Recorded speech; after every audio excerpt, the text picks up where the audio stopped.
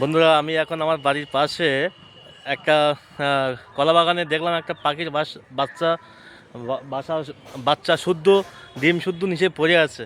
তো আমি করলাম কি, আমি এখন ওই পাখির এ, ছোট্ট বাচ্চা শিশুকে নিয়ে আর ডিমটাকে নিয়ে একটা গাছের মধ্যে বেঁধে দিলাম।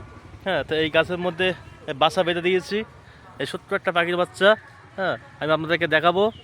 এই দেখুন, ছোট্ট একটা পাখির বাচ্চা। হ্যাঁ, একটাই বাচ্চা, একটা বাচ্চা আছে, একটা ডিম আছে।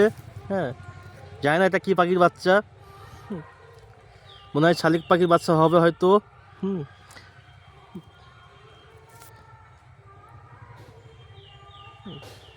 তো আমি দেখলাম আমার বাড়ির পাশে কলা বাগান, কলা বাগানে এখানে ছিল, নিচে পড়ে আছে।